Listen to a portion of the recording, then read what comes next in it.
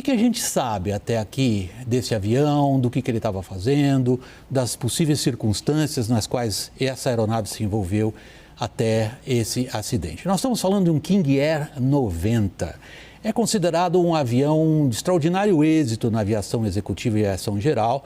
Ele tem um peso máximo de decolagem em torno de 5 toneladas. Para vocês terem uma ideia, um avião comercial de grande uso no Brasil, um Boeing 737, um Airbus, chega a 70 toneladas, para vocês terem uma ideia das diversas relações entre tamanhos de aeronaves. O King Air 90 está aí há mais de meio século. É um avião, portanto, muito bem apreciado, é um avião considerado de fácil e dócil pilotagem, ele tem grande aceitação no Brasil, porque ele é capaz de pousar, de operar em pistas curtas, em pistas mal preparadas, é considerado bem motorizado e ao longo de todos esses anos veio sofrendo muitas e muitas atualizações. Portanto, é uma boa aeronave, nada a dizer em relação a isso. O que ele estava fazendo? Decolou de Goiânia e ele ia para Caratinga. Pra vocês terem uma ideia dessa distância. Ela é em linha reta, em linha de voo, é sempre um pouco mais, mas vocês terem uma ideia, são 826 quilômetros. O alcance desse avião é pelo menos o dobro disso, ou seja, estava perfeitamente dentro da capacidade dele de transportar peso e perfeitamente dentro da performance. Esse é um avião que voa em média, porque são muitos os modelos, esse avião atinge uma velocidade em cruzeiro média ali em torno dos 400 km por hora, um pouquinho menos, um pouquinho mais, mas é considerado uma aeronave deste ponto de vista não exatamente das mais velozes, mas muito confiável. Onde ele ia pousar? Aí começamos a complicar um pouco a nossa história. Ele ia pousar no aeroporto de Caratinga. O aeroporto de Caratinga tem uma pista de 1.080 metros. Para uma aeronave desse tipo, 1.080 metros não é exatamente curto, mas também não é algo que dá ao piloto um enorme conforto em termos de tamanho. Porque a gente tem que considerar que Caratinga está a 2.000 pés de elevação, em torno de 700 metros, e isso afeta já a performance de qualquer aeronave, sobretudo quando faz calor, mesmo considerando o fato do King 90 ser um turbo-hélice. Portanto, ele é menos suscetível a essas variações do que os pilotos chamam de altitude e densidade do que um avião que opera com motores a pistão. Voltando à questão de Caratinga. Vocês estão vendo os morros em volta dessa pista? Piloto nenhum gosta disso. Esportivamente falando, é divertido para os pilotos, digamos, toda a série de manobras necessárias para ter um pouso seguro, calculado e estável, levando em consideração a topografia. A topografia de Caratinga não é das mais favoráveis para avião nenhum, mesmo considerando o fato do King 90 aproximar uma velocidade ali em torno de 180 km por hora, o que não é muito veloz em termos de aviação, mas já está ali exigindo do piloto muita atenção. Prosseguimos então. Que distância do aeroporto esse avião se acidentou? Vamos conferir. Isto é fácil, isto é um fato, isto não é interpretação. São pouco mais de 4 quilômetros, 4.000 e poucos metros. Isso aí a gente mede em qualquer desses aplicativos da internet, sabe-se exatamente o local do acidente, sabe-se exatamente o local do aeroporto. Portanto, esta medida é razoavelmente exata. Local do acidente, 4 quilômetros da pista.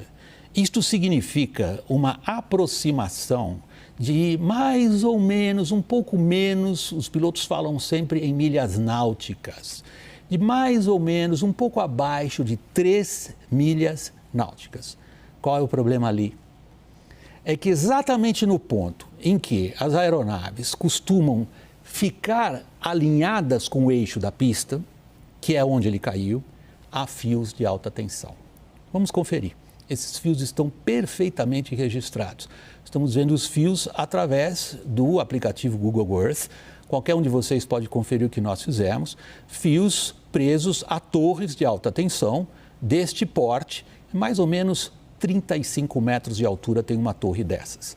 Então podemos considerar que os fios estavam no mínimo a 35 metros acima do solo e vamos considerar que as torres, por sua vez, estavam em cima de morros que também têm uma elevação. Esse cálculo razoavelmente, digamos, bruto que nós estamos fazendo, Permite, porém, que a gente veja uma outra questão. E aí nós começamos a falar diretamente do acidente. Existe um cálculo na cabeça de todo piloto quando vai pousar por regras de voo visual num aeroporto desconhecido, que é manter uma rampa, como os pilotos dizem, ou seja, um ângulo de descida que lhe permita ter a aeronave perfeitamente controlada em termos de direção para onde ela vai, mas principalmente em termos de quanta altitude ele perde por distância que ele percorre. Vamos voltar para o nosso cálculo. O cálculo é o famoso 1/3, que todo mundo aprende no aeroclube logo no começo. Se falta 1 milha para chegar na pista, eu tenho que estar a 300 pés acima do solo. Se faltam 2 milhas para eu chegar na pista, eu preciso estar a 600 pés acima do solo.